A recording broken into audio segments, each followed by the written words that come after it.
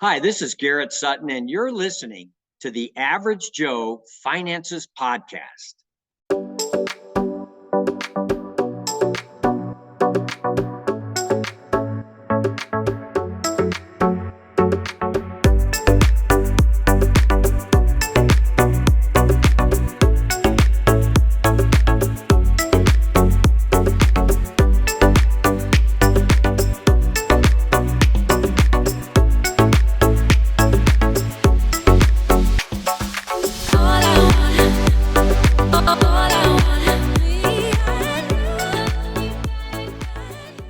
If you're watching this on YouTube, make sure you smash the like and subscribe buttons. If you're listening to our podcast, go leave us a 5-star review. All of our links can be found in the video description or show notes below. Hi, everyone. Welcome back to the Average Joe Finances Podcast. I'm your host, Tanya, the Money Life Coach, and I'm here today with Yang from One River Capital. She is a multifamily investor, and we're so excited to have you on and hear your perspective on investing and what you do. So welcome, Yang, to the podcast. Hi, Tanya. Thank you so much for having me. I'm super excited to be here and share a little bit about multifamily investing, how I use it to replace my W-2 income, and now fuel my salsa dancing competition life while still being a real estate investor and a commercial mortgage broker. So yeah, definitely want to chat more. So I can tell you a little bit about my journey. Yeah, jump right in. I grew up in Vietnam and I came over here to the US for college. I actually majored in biology. So if for any listeners who's, hey, I don't know if I can get into real estate, I don't know if real estate investing is for me, I'm here to tell you that yes, real estate investing is for you. You can get in even if you don't go to school for it. Like I didn't even know mortgages existed when I first started investing. So I start first with a single family foreclosure that was like empty for 20 years. From that property, I was like learning about construction. I was crying a lot because as a lot of people may be able to relate to, when you first start something new, it may feel scary. And if you don't have a community, if you don't have a coach, it can feel lonely as well. So I learned a lot of that the hard way through Googling, through a lot of crying and figuring things out. But from there, I really wanted the cash flow to replace my income. So multifamily became a great fit for me.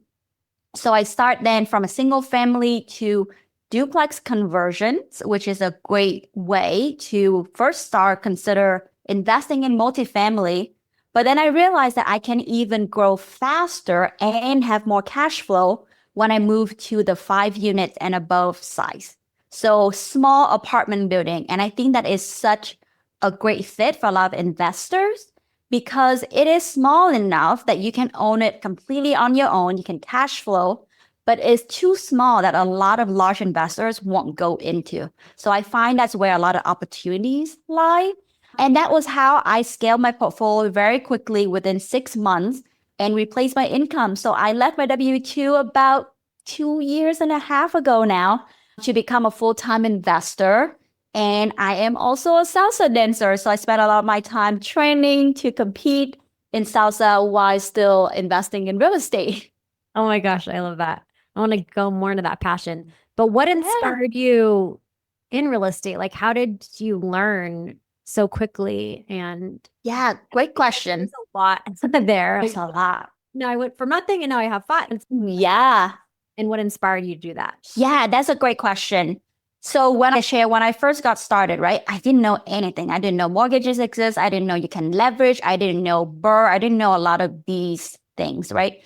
So a lot of that come from listening to podcasts like this. So for me, I'm a firm believer in seeing is if you can see something, you can become it. Or in this case, for the podcast, if you can hear something, right, you can become it. So I listened to a lot of podcasts at first to just hear what other people out there are doing so that I know there's a lot of different strategies you can use. You can fix and flip, you can buy multifamily, you can do long-term buy and hold, short-term rentals. There are so many different strategies. So my first step is to get exposure. So I just want to know what's available out there. from there, that first step, the second step is I start with asking, what is it that I really want out of real estate investing, right?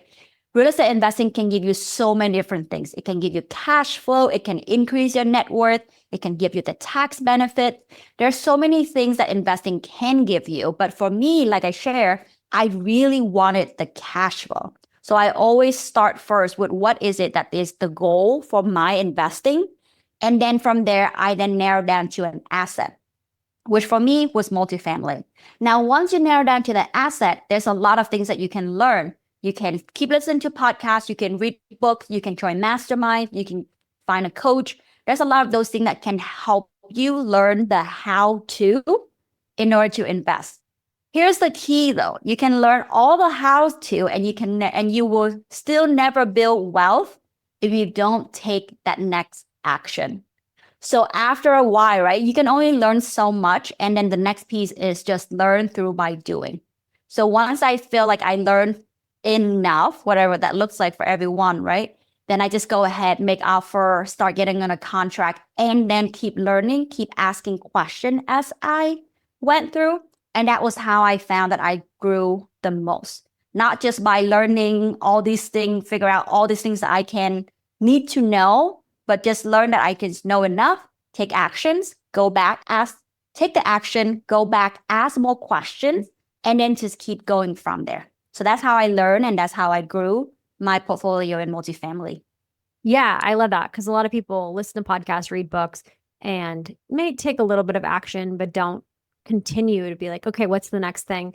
And I think having a strong why. So like you said cash flow, but what was was that because your long-term goal is to be a salsa dancer? What were you like? Ooh, that is a great question. Cash flow or was it your past in wanting to change your legacy? What was it that really inspired you to do that?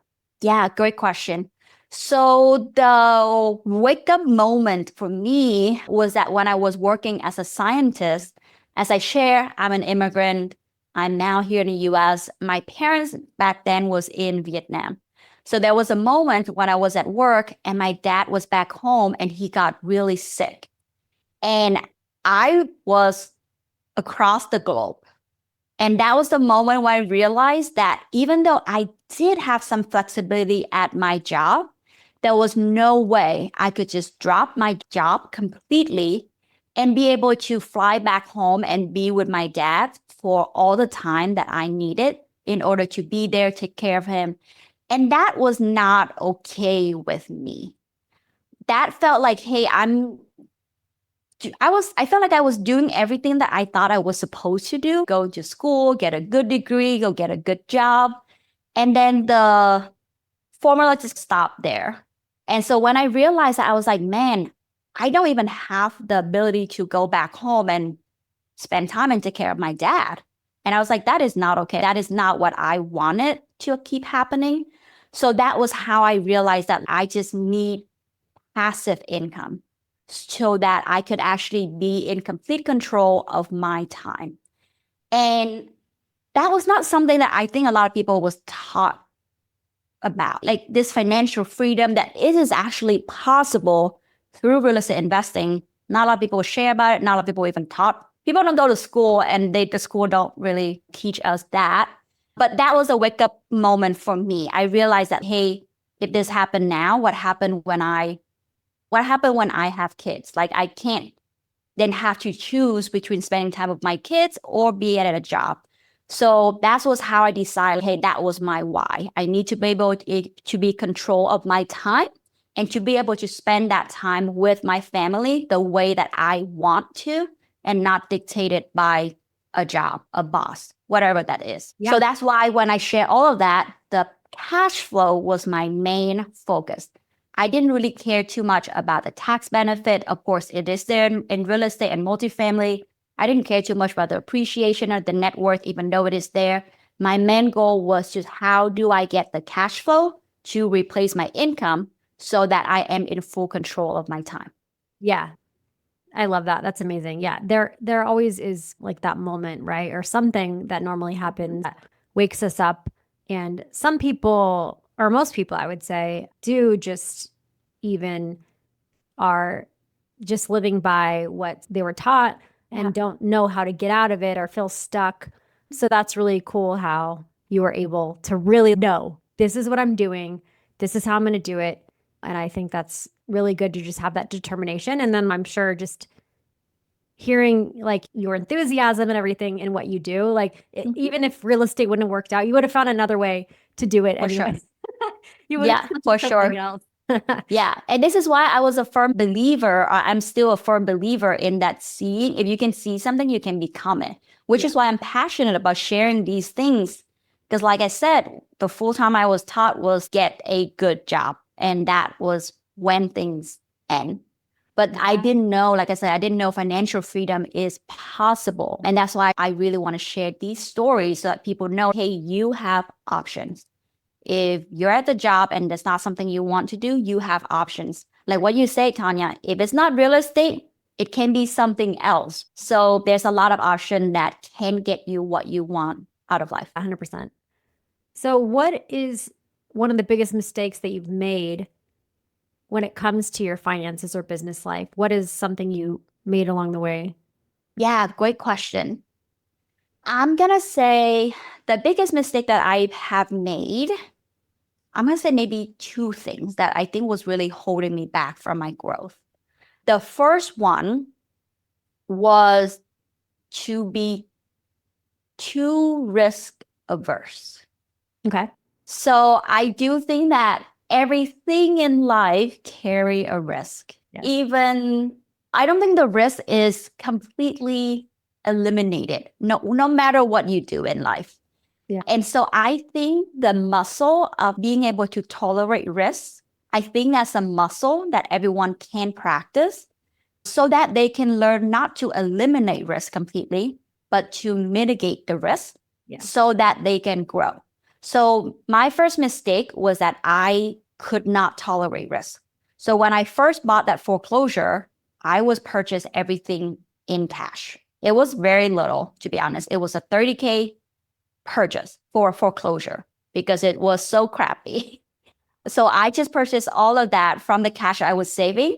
And then I continued to rehab using the cash that I saved from my W-2 instead of learning how to leverage lenders, leverage other people's money so that I can now grow quicker. So that was the first mistake that I made that like really took a lot of time and effort away from my growth. So I said that was my first biggest mistake.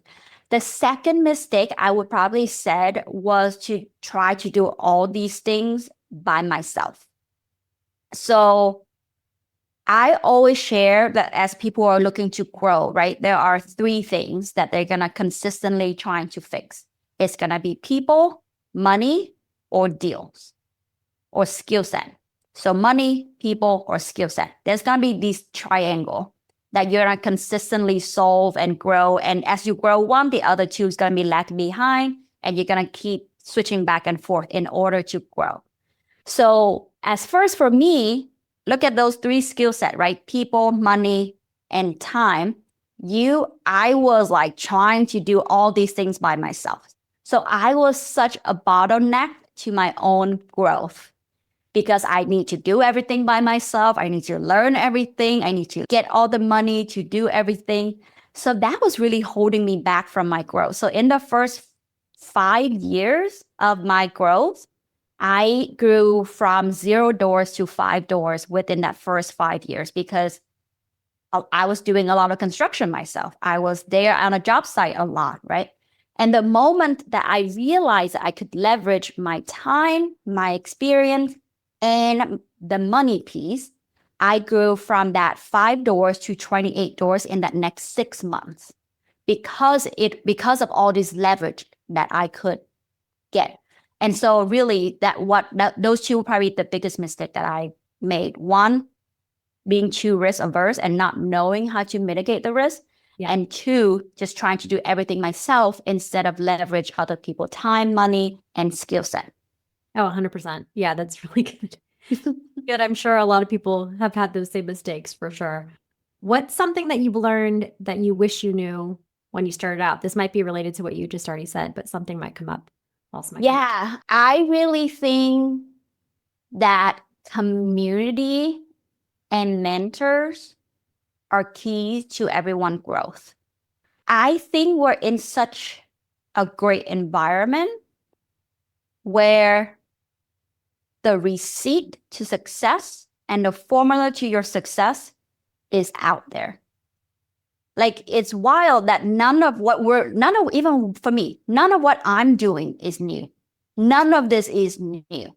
So literally, like, where you're at and where you want to go, somebody already has done it, and they are willing to share, and they're willing to teach you. So I think that's just like such a wonderful thing. So instead of me trying to like figure all these things out by myself, I find it comforting that the answer to my question is already out there. Somebody already solved it. I just need to ask the right person in order to get the right answer. So I truly think that community and mentors or coaches are the key to everyone growth, so that you don't have to figure all these things out by yourself. You don't have to pay that expensive tuition money to learn from your mistake, because somebody already made that mistake and know how to get you out of there. Helping you fast track something is key coaching. For sure. Yeah. Do you have any tips or tricks that you would recommend for someone just getting started in wanting to invest in real estate? What are some of your tips that you have for them? Yeah. If someone wanted to invest in real estate, I would say probably start with that why, just like what you asked, Tanya, right? What is it that they really want? Is it that they are at a W-2, they're not wanting to leave, everything is great, they probably just want to grow their net worth? Great, there is an investment for that. If they want to completely replace their W-2, there is an investment for that. So I would say, just like what you suggest, Tanya, start with your why, right? What is it that you really want out of your wealth building and out of your investment? That would be the first step. The second step then is look at that triangle that I share, that people, time, and skill set, and think about what is it that you have more of and what is it that you're lacking. So for example, if you're at a high earning job, you'll probably have a lot of saving and you have money. So you have that key. But what you probably lack is the time. So in that case, you're going to look at the people, the skill set, and you're going to figure out, okay, what is it that I need help with? And then you find the people, you essentially find the people that might have the time or the skill set in order to help you grow, right? If you're like, hey, I don't have any money, but I have all the time in the world, right? Then you're going to go out there and you're going to improve your skill set, improve something that you can now actually be able to find people that can help complement the skill that you just built, or have the money that be willing to pay for your skills. So that would be the second piece. Just find what is it that you have more of and what is it that you're lacking. And then that will inform your strategy of growth from there. Yeah, no, that's really good advice and very clear on like just knowing what you want and why. Crucial to anything, any decisions that you make. Couple final questions for you. So what are some of your favorite business, investing, or real estate books that you love? Other podcasts? What do you recommend? Yeah, great question. I'm going to share 2 books. The first one is Who Not How. I love that book because it really helped improve my mindset about not trying to learn everything myself and really finding the who that knows how to do what I wanted to do. So that was key for me to grow. The second book is The Gap and the Gain. And I think that is a crucial book for anyone at any stage of their career, of their wealth building journey, because that book, and I think for a lot of the listeners, if you're here, if you're listening, most likely you are very driven. You want something more out of life. And for a lot of that, the trade-off is often that feeling that you're not enough and feeling like you never get to this goalpost that consistently keep moving further away.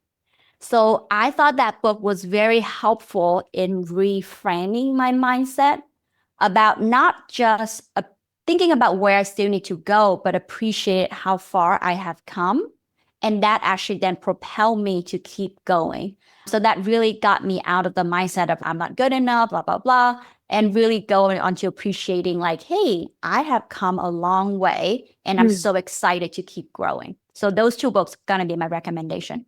Totally. Yeah, I love that because the piece of contentment, like it's always, obviously we want to strive to be better, but being able to reflect and have gratitude is a key to happiness, really, because if you don't, then it's never going to be good enough, like you're saying. So that piece is really big. A lot of people think, oh, if I'm just content with what I have, then I'm not going to push myself to do more. And that's not true, because you have to have that. Otherwise, you're not going to be happy. You're never going to be happy. For sure. Yeah. Where can people find information about you guys, what you do, learn more about you, website, social media? Sure. I am active on Instagram.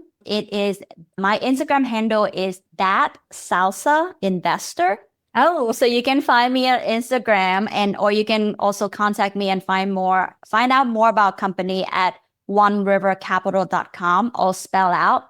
So yeah, onerivercapital.com or that salsa investor on Instagram or Facebook. We get salsa moves and investing tips. Yeah. It's like on mine, I have a lot of snowboarding. I'm like, you want to learn snowboard? Ooh, I love it. Hiking. Yeah, I love that. Yes. I love the passions, having different passions. That's what we're investing for. I think a lot of people think about investing as, oh, here's just the money dollars, but the money dollars doesn't do anything unless it's tied to some passion, some of that why.